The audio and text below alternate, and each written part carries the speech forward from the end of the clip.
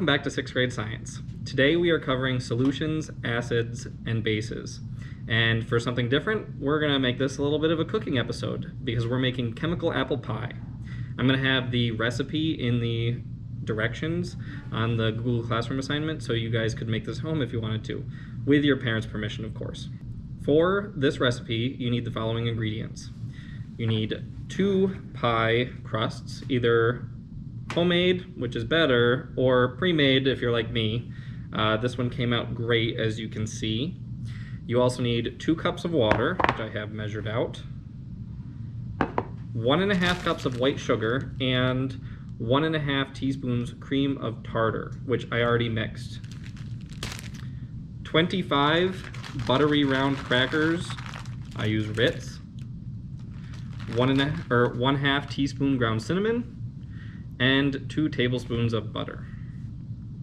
Now you might be asking, why are we making chemical apple pie? Well, as we make the pie, I'll explain that to you. My oven just finished preheating to 450 degrees, so let's step over there. I have poured the water into the pot, and now I'm going to turn the stovetop on and bring my water to a boil. Now, the reason that I am bringing the water to a boil will make sense in a little bit. First, I want to talk about solutions. The water is part of the solution that we're making. What is a solution? A solution is a homogeneous mixture of 2 or more substances.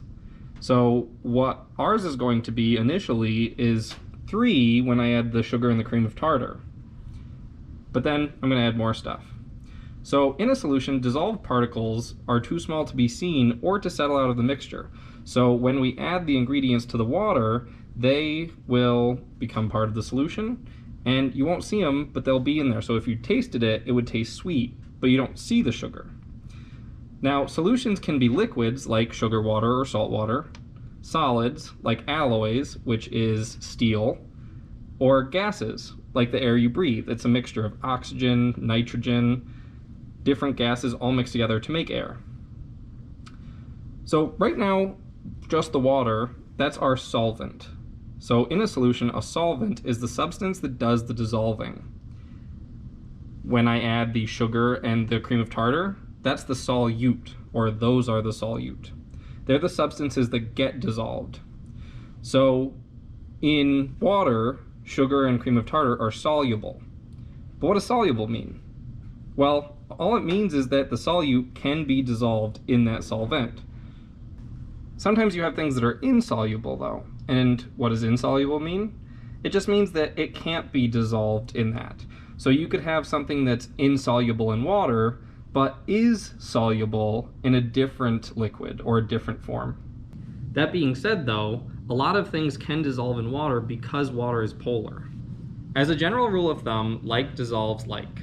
I just mentioned that water was polar, and if you remember, that means part of it is a little negative and part of it's a little positive. So other things that are polar are more likely to be dissolved by water, whereas if it's nonpolar, it's not as likely to be dissolved. But if you have a nonpolar solvent and a nonpolar solute, those are more likely to interact and dissolve in one another. Ionic solutes are ones that dissolve into separate ions. And covalent solutes separate into the individual molecules. So remember, for this recipe, our water is the solvent because it's what's going to be doing the dissolving, whereas our sugar and cream of tartar are the solutes because they are getting dissolved. How fast something dissolves is known as the rate of dissolving, and there's a few different factors that can affect this. One such factor is stirring. If you are trying to dissolve something quicker, you want to stir it. Now the reason that this works is because as you're stirring it, you're increasing the amount of surface area in contact with the solvent. So as I'm stirring the sugar in the water, you'll see that it's causing the sugar to come up from the bottom, exposing more surface area, exposing more area for it to dissolve. Another factor that can affect the rate of dissolving is temperature. Generally speaking, the warmer something is, the quicker it dissolves. Or the colder something is, the slower it dissolves. And remember our discussions about heat, the warmer something is, the faster the particles move. So as you're increasing the temperature, The particles move more and allow it to dissolve quicker. And finally, particle size allows something to dissolve quicker. So if I have some fine pieces of sugar and I put it in water, it'll dissolve quicker than if I put a big clump of sugar in the water for it to dissolve. Solutes change the physical properties of the solvent. So when I mix something in, it decreases the freezing point and increases the boiling point. Now, that doesn't mean that all act that way, but generally, solutes, when dissolved in a solvent, decrease the temperature or the freezing point. So when you're spreading salt on ice on the road or on a sidewalk, you're not actually melting the ice. What's happening is you're causing the freezing point of the water to get lower. So it needs to be a lot colder for it to actually freeze with the salt in there. You also have boiling point elevation. So what does that mean? It means that when you dissolve a solute into a solvent, it causes, or generally causes, the boiling point of that solvent to increase. So it means that it has to get hotter to reach boiling point. We talked about solutions and solvents and solutes, and we talked about the rate of dissolving, but now it's time to talk about solubility. And what does that mean? Solubility is the amount of solute that can be dissolved in a solvent. Solubility is the amount of solute that can be dissolved in a given amount of solvent at a given temperature. Now, that's a lot of words. Essentially, it means that this much solute can be dissolved in this much solvent at 90 degrees, or not 90 degrees specifically, whatever the temperature you're looking at. So with the rate of dissolvability, remember that the higher the temp, the easier it is to dissolve. Or the lower the temp, the easier, or the lower the temp, the slower it is to dissolve, or the harder it is to dissolve. You'll see in the PowerPoint tomorrow that there's a whole chart that kind of shows you an approximate relationship. Generally speaking, as temperature increases for solids and liquids, your solubility increases. Whereas for gases, as temperature increases, your solubility decreases. Something that doesn't really affect liquids and gases is the amount of pressure, but pressure has a large effect on solubility with gases.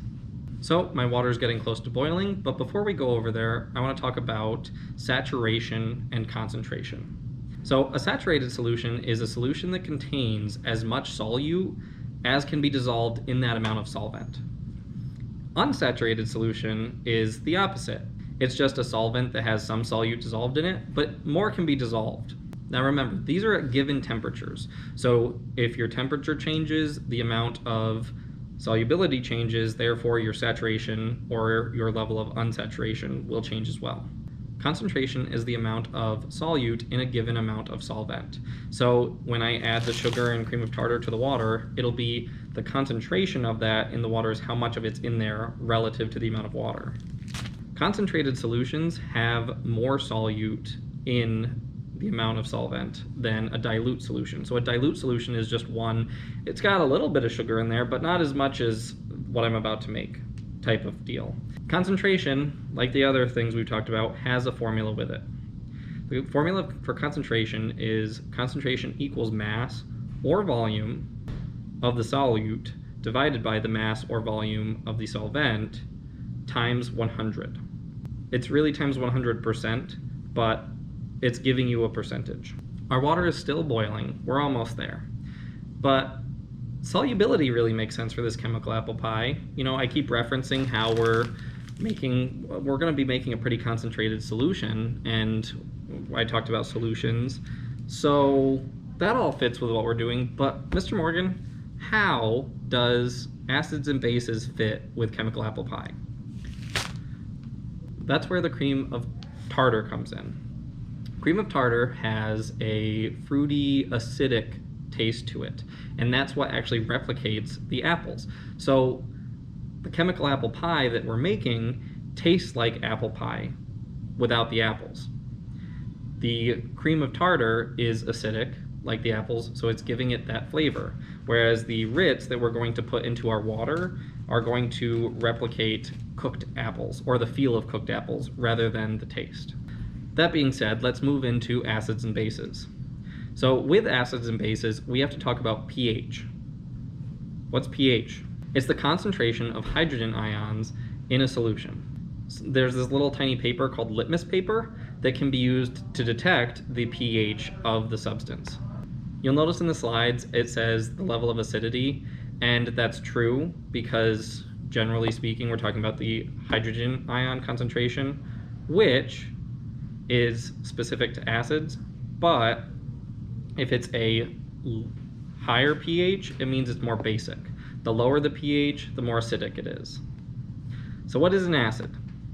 An acid is an ionic compound that produces positive hydrogen ions when dissolved in water.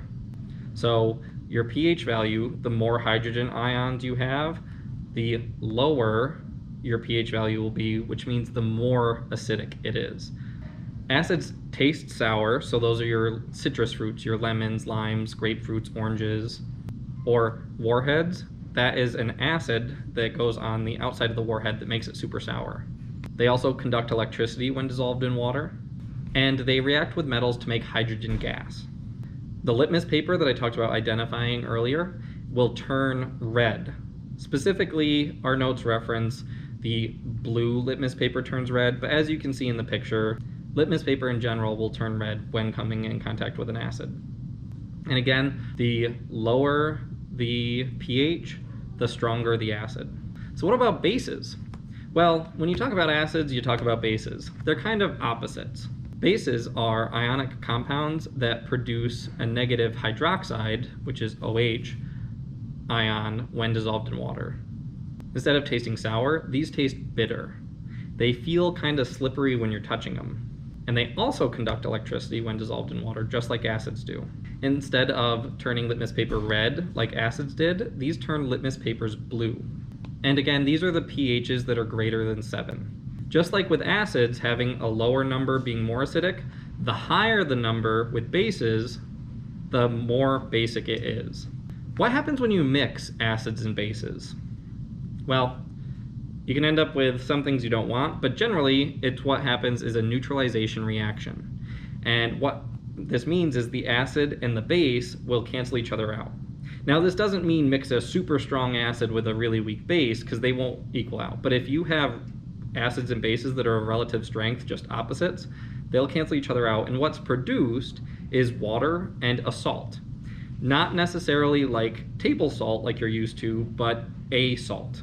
Right now, when I say salt, I just mean a neutral ionic compound. So our water has come to a boil, and remember, increasing the temperature increases the rate of dissolvability and the solubility. So I'm going to add our sugar and our cream of tartar.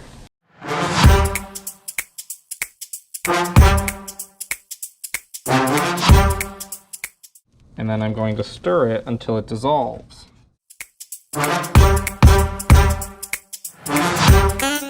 I'm going to let it get back up to a boil too before I do the next step. Now if you notice, it's dissolving relatively quickly. Because it was at its boiling point, it's a higher temperature.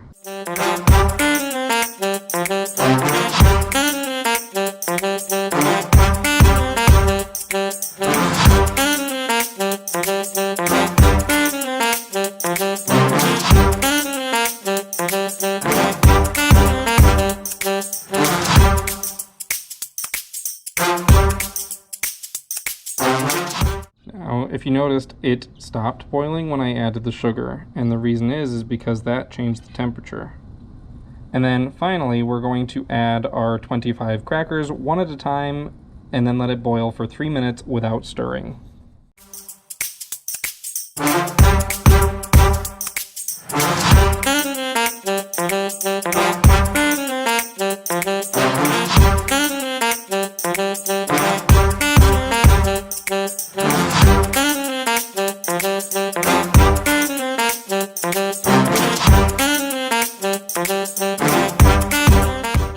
Now that our crackers are done boiling in our water, sugar, and cream of tartar solution, I don't know if you can tell, but I can tell that it's kind of thickened up a bit.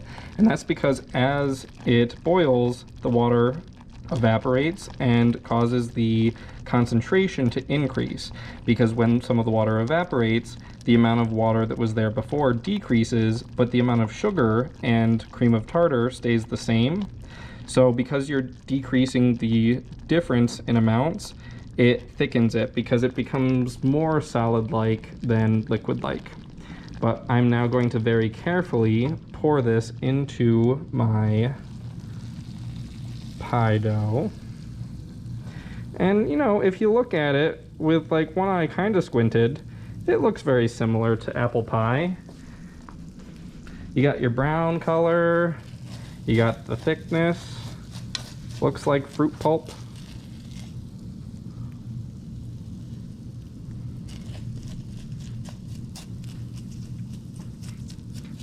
Now if you do this, be very careful because this is hot and it would burn significantly because of the hot sugar.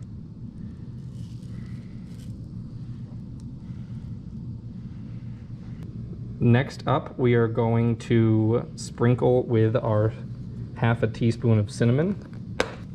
As you can see, I went ahead and sprinkled on my half a teaspoon of cinnamon. And now I am going to take my 2 tablespoons of butter and dot it across. So put it in various portions across the pie.